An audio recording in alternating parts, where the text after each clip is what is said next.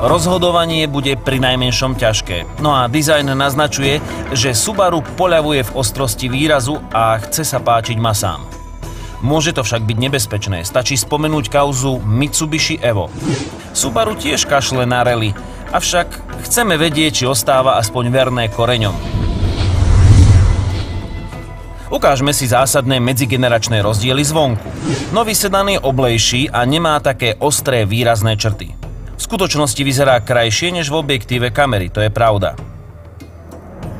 Pôvodná verzia mala napuchnuté blatníky a tie teraz spľasli. Dokonca aj nasávací otvor na prednej kapote je menší a auto celkovo uhladenejšie. Aj svetlá sú menšie a nižšie. Teoreticky sa tak vracajú štýlom do čias prvého STI. V priamom porovnaní dvoch generácií vidieť, že podstata auta ostáva zachovaná, mení sa len móda. V kokpite sú zmeny ešte výraznejšie. Pozrite si napríklad rozdiel v palubnej doske.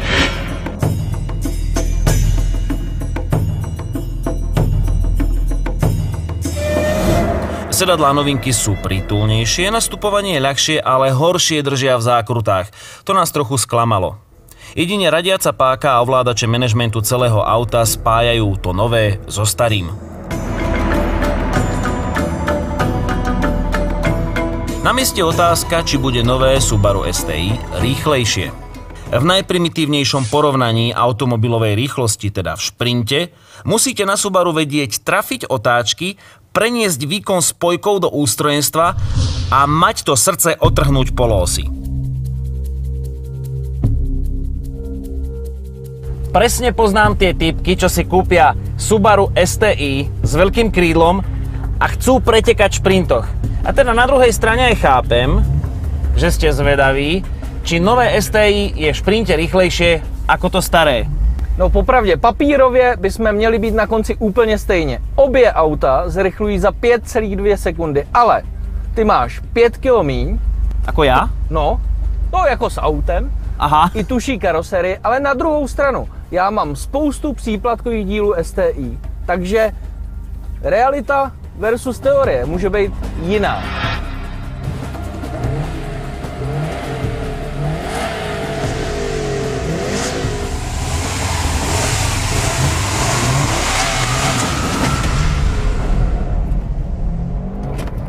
Ne. Ten přechod není tak dobrý, tam je větší.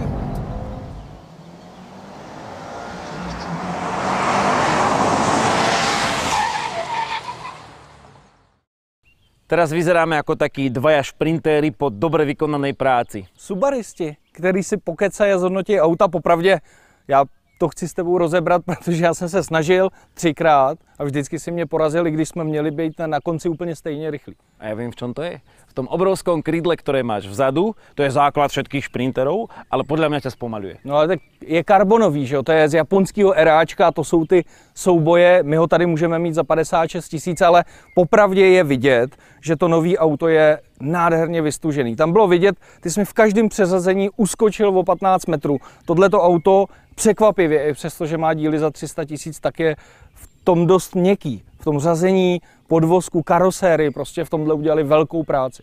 A hoci sa to na prvý pohľad nezdá, toto auto je bližšie k súťažáku tým, že nikde nevznikajú tie pružné straty, ale všetko je to napevno a ide to do kolies. No ale víš co, sprintem neskončíme, my tady máme nádhernou rallyovou trať mezi stromama, takže ty si sedneš do obou aut, dostaneš Race Logic, no a vyzkoušíš, jestli na okruhu je rychlejší to nový, než to starý.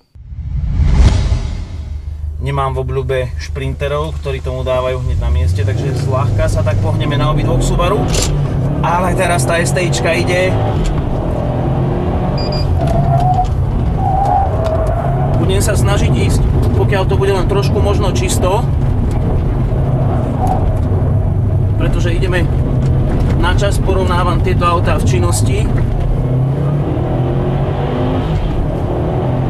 Tu je také zložité miestečko.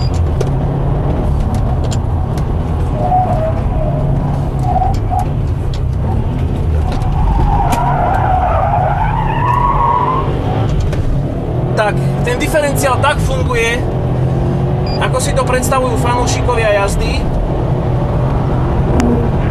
Tak toto je tu strašná morda s týmito autami.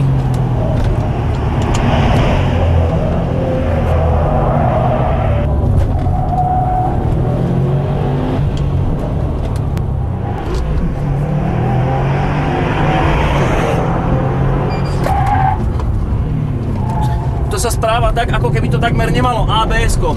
V brzdách je to jednoznačne lepšie to auto, ale ten podvozok je taký tvrdší, že to sa bere okamžite.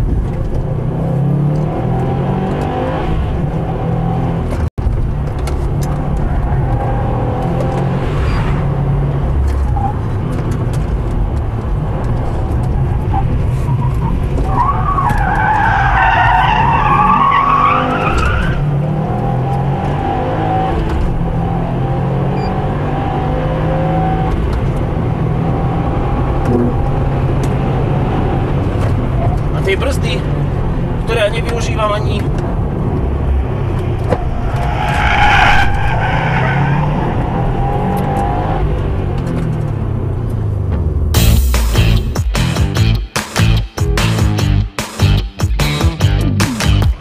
Kvôli miernemu stúpaniu sme nevystrelili na stovku za deklarovaných 5,2 sekundy, ale v čase horšom o sekundu.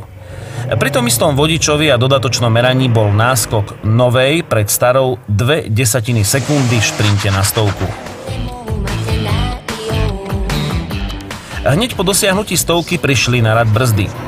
Tie v novom Subaru majú plochejší nástup, ale potom je ich krivka strmšia, teda lepšie sa zahryznú.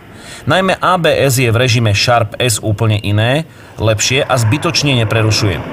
Povedané ľudskou rečou, na štrku, na zlých povrchoch a pri ostrej jazde dostanete z nových brzd ďaleko viac.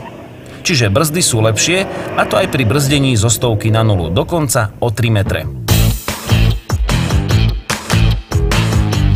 Po úvodnej sľučke okolo mosta, kde mi nedalo pritisnúť novému autu a trochu som ho šetril, začal som strácať.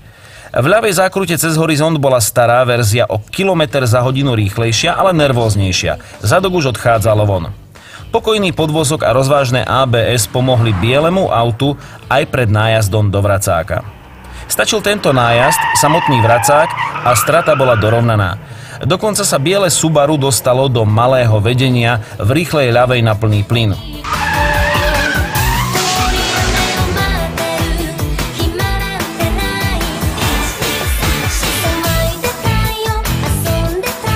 Akurát potom na rovinke som málo zabehnuté auto trochu rýchlo skrotil a prehral súboj v poslednej zákrute o 0,1 sekundy.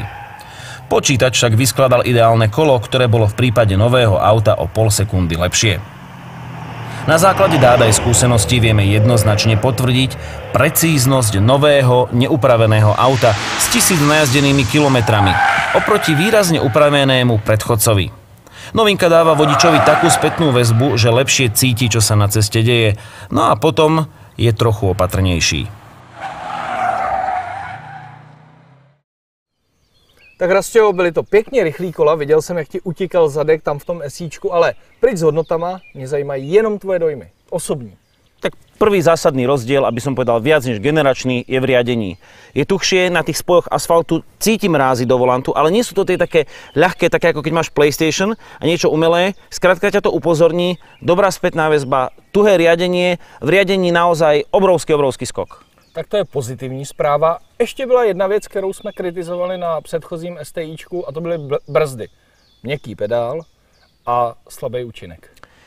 Pocit toho brzdenia mám skoro rovnaký, akurát v jednom je tiež veľký rozdiel a to je nastavenie ABS. Ako náhle je to STIčko v športovom režime a vypnuté ESP, tak ako keby neexistovalo to ABS, ono je potlačené do úzadia a paradoxne to je nie nebezpečné, to je bezpečné a všetkým tým, ktorí chcú okruh a možno aj také blatko, šotolinku, tak týmto skráti brzdnú dráhu a na toto je to úplne perfektné. No a říkal si šotolina, vracák, ten subjektivní dojem z celkového toho auta, protože mně přišlo, že to nový, i když jede klidnějš, tak z toho vracáku daleko líp odjelo.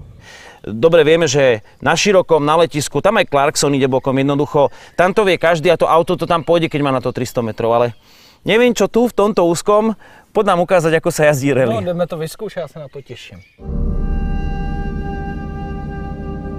Po naozaj surovom zaobchádzaní s hnacím ústrojenstvom v šprinte sme sa rozhodli netrápiť samosvorný diferenciál a poloosy na suchom asfalte. Preto sme zapli dážď a namočili povestný vracák v bielej. Chceli sme totiž vám, divákom, tak názornejšie ukázať rozdiel v správaní sa pohonu všetkých štyroch kolies medzi novinkou a starinkou. Občas sa nám však stáva, že vypínač na dážď sa zasekne a kým ho opravíme, príde prietrž mračien. A tá priplaví na našu testovaciu dráhu kubík zeme. No aspoň to bude mať kubík za volantom ťažšie a Subaru si pripomenie svoje najslávnejšie roky. Veď toto auto bolo zrodené pre divočinu. Tak a dosť. Stačilo, máme vylepšené presne rally podmienky, také, aké sme si predstavovali. Jdeme na to jako první, starý STI s dílama doplňkovýma. Dáme si Sport Sharp, automatický režim máme, takže vyzkoušíme, jak se bude chovat při projezdu s Mikem na automatický režim starý STIčko.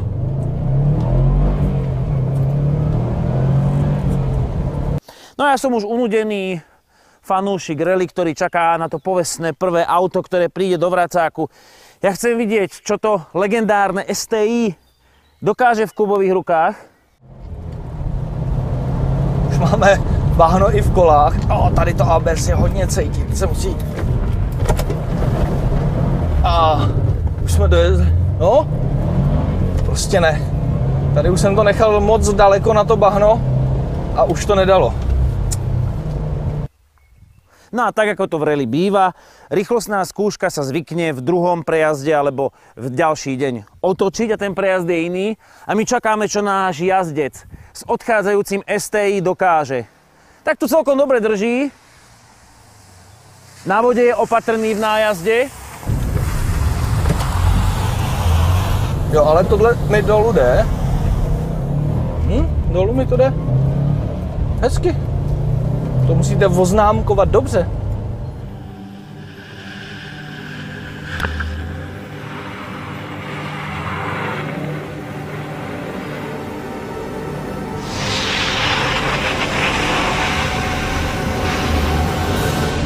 A náš rally jazdec tu má nový pokus s novým STI. A teraz uvidíme, koľko za ňou urobí technika.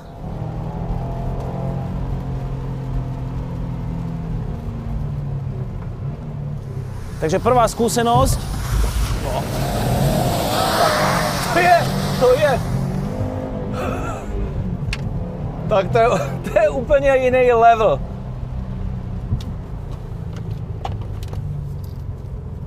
Rastio, promiň, ale to je úplně jiný level tohle auto. Viděl jsi to? Viděl jsem to a viděli to aj naše kamery. Prostě tohle jsou ty rozdíly. Pokud řešíte nějaké drobnosti v designu, jestli se vám to auto líbí nebo nelíbí, kašlete na to. Tohle jsou ty drobnosti, které dělají to nový Subaru lepším. Viděli jste sami. To prostě dělá přesně to, co potřebujete.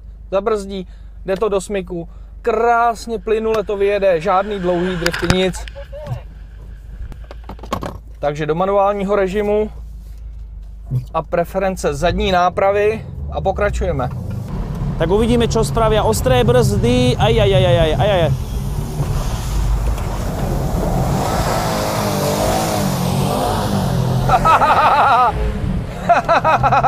Ja neviem, čo mám na to povedať. Tak to je